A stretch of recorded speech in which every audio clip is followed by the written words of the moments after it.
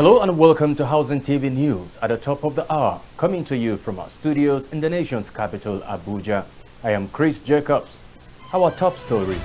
First Lady urges Nigerians to protect environment. NDLEA intercept Brazilian woman with 3 billion naira heroin at Abuja airport. Benue government launches resettlement housing, cash aid and water project for IDP.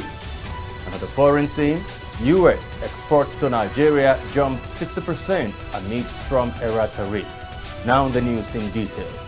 The First Lady, Senator Oluremi Tinubu, has called on Nigerians to take collective responsibility for environmental protection and cleanliness. She made the call in a message to mark the 2026 International Day of Clean Energy, celebrated on Monday in Abuja with the theme, Clean Energy for People and Planet. Tinubu urged Nigerians to embrace renewable energy and sustainable technologies, describing them as vital for healthy living, environmental preservation, and long-term survival. She also wished Nigerians a happy International Day of Clean Energy. The News Agency of Nigeria reports that observance held annually on January 26 was proclaimed by the United Nations General Assembly to promote awareness and action towards a just and inclusive transition to clean energy worldwide. Electricity distribution companies, DISCOs, have raised concerns over the federal government directive that prepaid meters be provided free to all consumers, describing the move as unrealistic and poorly thought of. The Minister of Power, Adebayo Adelabu, had warned that DISCOs and installers must not collect any payment for meters procured under the World Bank-funded Distribution Sector Recovery Program, stressing that offenders will be prosecuted. However, DISCOs operators say the meters tagged as free will still be paid for by the DISCOs over a 10-year period, arguing that the cost of procurement and installation must be recovered through tariffs. They also noted that meter installers are independent contractors and questioned who will pay them if consumers are barred from doing so. The operators described the minister's statement as populist and warned that it could undermine the meter asset providers scheme, as customers are already rejecting paid meters in anticipation of free ones. They urged the government that the regulator to clarify funding arrangement, consult stakeholders, and prioritize cost recovery to avoid worsening the sector's financial challenges. Operatives of the National Drugs Law Enforcement Agency, NDLEA, have arrested a 30-year-old Brazilian national, Ingrid Benevite, at the Nnamdi Azikiwe International Airport, Abuja, with 30.09 kilograms of heroin worth over 3 billion naira. The suspect was apprehended on Friday, January 23, 2026, on arrival from Doha aboard Qatar Airways flight QR1431. Following intelligence-led surveillance, NDLEA spokesperson Femi Babafemi said a search of her luggage uncovered 21 factory-sealed packs of Brazilian coffee, which were found to contain heroin, marking the largest heroin seizure ever recorded at the Abuja airport. Benavides reportedly claimed she came to Nigeria on holiday. In related operations, NDLEA officers at the Murtala Muhammad International Airport, Lagos, intercepted 2 passengers traveling to Istanbul with 3,990 pills of tramadol and tapentadol concealed in food items. In Lagos, operative also seized 1,848 kilograms of Ghana loud cannabis from a wooden boat at Jakande Beach, Lekki. Meanwhile, in Kaduna State, 2 suspects were arrested over the seizure of 140 packets of explosives recovered from a commercial bus along the Kaduna-Zaria Highway. Babafemi added that other operations nationwide led to multiple arrests and seizures of illicit drugs across several states. The Central Bank of Nigeria resolved 9,771 out of 10,704 bank customers' complaints in the first half of 2025, according to its Financial Stability Report. The report shows that complaints increased by 143.3% year-on-year, from 4,398 to 10,794, driven by greater awareness of consumer rights, stronger regulatory oversight, and improved confidence in the complaint resolution progress. CBN said 53.43% of complaints were against commercial banks, while 46.55% involve other financial institutions. Electronic and card-related issues accounted for 51.5% of cases, followed by fraud at 39.27%. Total claims rose to 21.42 billion naira and $5.09 million, with 7.17 billion naira and $3,432.2 thousand refunded to consumers. Lagos State Internal Revenue Service announced it will enforce its power under Section 60 of the Nigerian Tax Administration Act 2025 to recover unpaid taxes from defaulting taxpayers by directly collecting from banks and other third parties holding the taxpayer fund.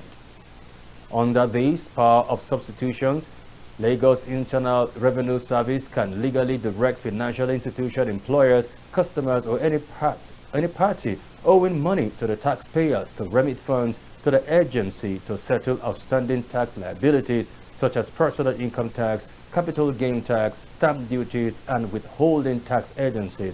The NTAA aims to unify tax administration and strengthens enforcement across federal and state levels. Pension contributions rose to 1.318 trillion naira in the first three quarters of 2025, largely driven by the private sector, according to the National Pension Commission. Private sector contributions stood at 744.36 billion naira, surpassing the 574.42 billion naira recorded by the public sector. Total inflows rose steadily, peaking at 503.19 billion naira in third quarter, with the private sector accounting for 338.65 billion naira of that figure. PENCOM say the growth reflects improved compliance and expanding private sector participation. Pension fund asset also increased to 26.66 trillion naira as of October 2025, underscoring the sector's growth role in the economy. We take a pause here, and up next are news stories from the build sector. Do stay with us. This is Housing TV Africa on YouTube and click on the subscribe button. Subscribe to Housing TV Africa to stay updated on latest happenings in Nigeria's housing sector. Follow our social media pages, like and share our posts. On Facebook, Housing TV Africa. On Twitter, Housing TV Africa. Instagram, Housing TV Africa. Welcome back. Glad to have you join us on Housing TV News at the hour. Now to the build sector. The Minister of Housing and Urban Development, Architect Ahmed Musa Ngiwa, has called on state government and stakeholders to support the National Home Ownership and Housing Development Campaign aimed at boosting housing delivery at the sub-national level. Speaking at the 14th National Council on Land, Housing and Urban Development meeting in Ilorin, Ngiwa said the campaign will promote a coordinated federal-state approach to translating housing reforms into tangible projects. The initiative is set to kick off in Katsina State on March 4th to 5th, 2026, starting with the Northwest Zone. He urged governors, housing institutions, financiers, and professionals to embrace the campaign as a collective effort to drive sustainable home ownership nationwide.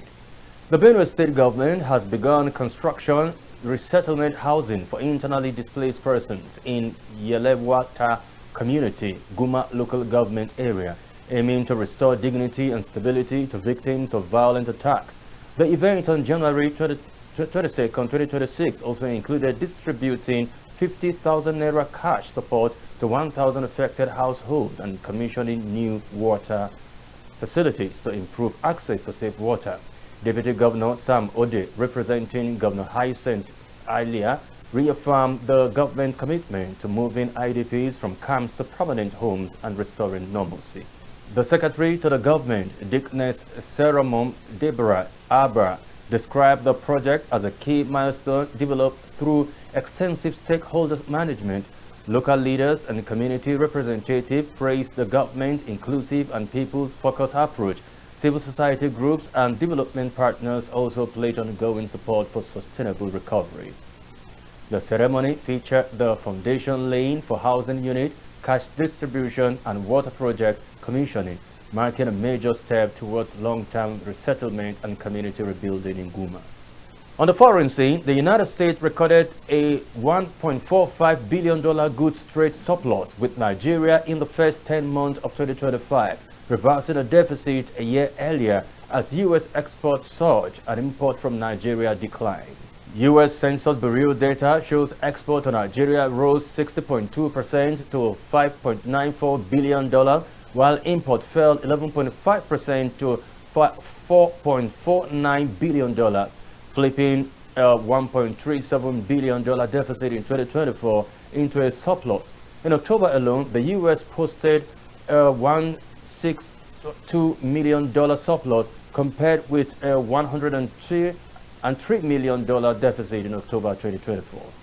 The turnaround coincided with the Trump administration's tariff increase on Nigeria's exports from 14 to 15%, which took effect in August 2025, while crude oil was largely exempt. Higher duties on non-oil exports appear on have reduced Nigerian shipments. Nigeria accounted for about 17% of total U.S. export to Africa during the period, making it one of the few African countries where the U.S. recorded a significant trade surplus. Well, that's the much we can take on Housing TV News at the top of the hour, but before we go, let's take a look at our top story. First Lady urges Nigerians to protect environment. NDLEA intercept Brazilian woman with 3 billion naira heroin at Abuja Airport. Benue government launches resettlement housing cash aid and water project for IDP. And on the foreign scene, U.S. export to Nigeria jumped 60% amid Trump's era tariff. And for more news on housing sector, subscribe to Housing TV Africa on YouTube and follow Housing TV on all social media platforms. You can download the Housing TV Africa mobile app on Google Play Store and Apple Store. Many thanks for watching. I'm Chris Jacobs. Bye for now.